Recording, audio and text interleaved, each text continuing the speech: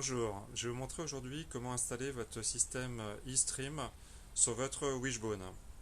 Donc concernant les outils, on va avoir besoin d'une bouilloire, d'un plat qui puisse contenir complètement la gaine pour pouvoir l'immerger.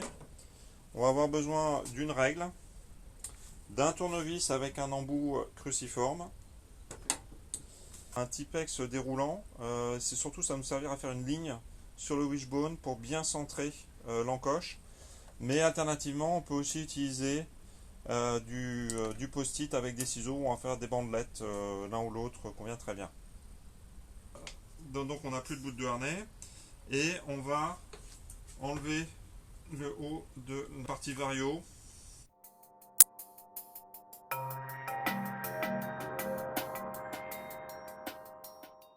Donc là pour les enlever complètement, il faut un petit peu, ça peut être utiliser le tournevis. Voilà, 1 et 2. Voilà. Donc maintenant qu'on a enlevé les push-pins, on vérifie que la bague passe bien. Donc là voilà, là c'est bon, ça passe, nickel. Aussi on peut remarquer sur certains wishbones, on peut carrément démonter ça. Donc voilà, maintenant notre wishbone est prêt. Bon, typiquement là, on a le nom qui est écrit comme ça. Donc on va essayer de mettre l'encoche plutôt vers le bas. Donc on va aligner. Donc là on a une petite marque horizontale, un petit trait. Et ça va le mettre, ça va faire la marque extérieure. Et donc là je viens passer ça sur l'axe extérieur. Et donc là j'ai un premier point qui va être le début de ma zone. Et j'ai déjà calculé là le deuxième point. Et donc là on est vraiment la gaine. Donc on va vérifier qu'on a bien, voilà, 23 cm.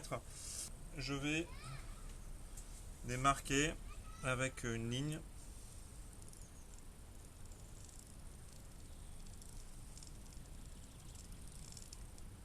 On va commencer par mettre la butée avant.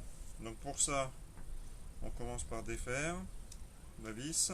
On va surtout chauffer la partie la plus fine de la butée et elle va s'ouvrir comme un coquillage.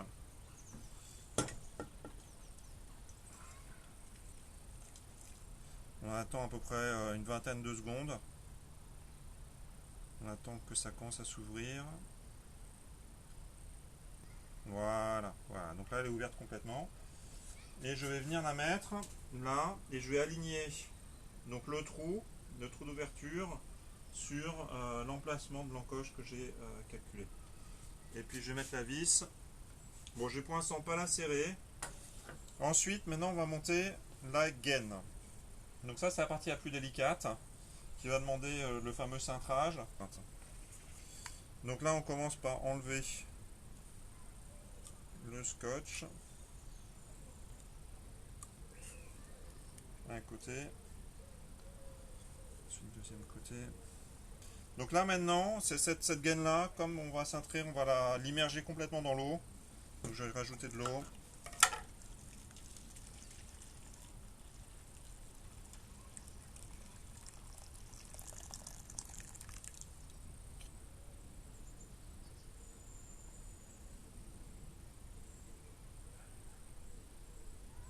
Voilà. Alors c'est un peu chaud.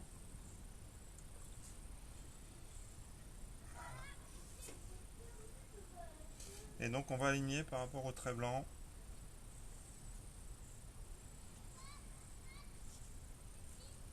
Donc on serre fort.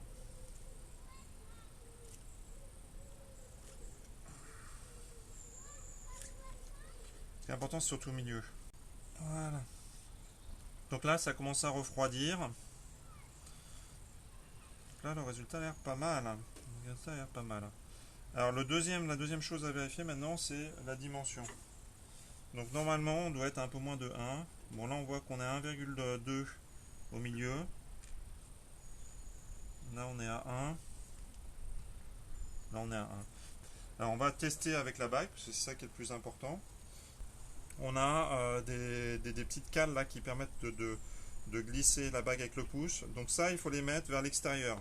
Les petites poulies vont être alignées avec la fente. Donc voilà, donc là je l'ai passé. Donc là on voit bien, c'est extérieur.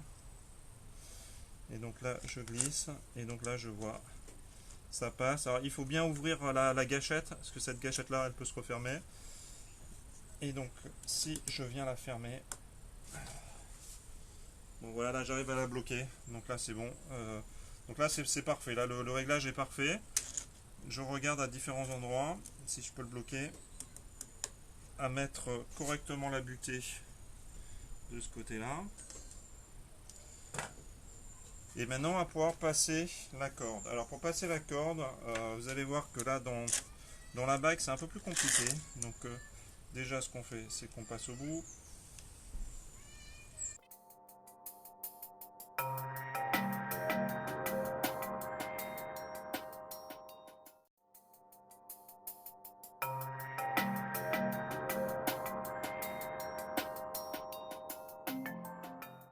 Voilà, et elle ressort. Voilà. Donc là maintenant je vais pouvoir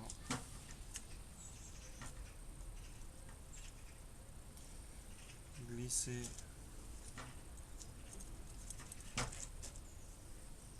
donc voilà, là maintenant je suis prêt pour installer la dernière butée qui est là.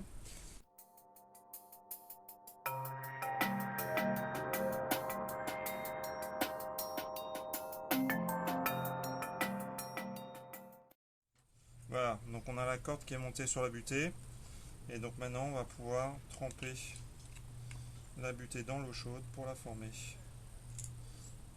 Je remplis d'eau chaude. C'est vraiment un cours de cuisine que je fais aujourd'hui entre tous mes instruments culinaires. Voilà, donc là je le fais tremper comme ça. Voilà, voilà, ça s'ouvre. Et voilà, et donc là je peux le mettre autour. Et donc là je vais mettre la sortie du clamp-clit dans l'axe de ma butée. Voilà.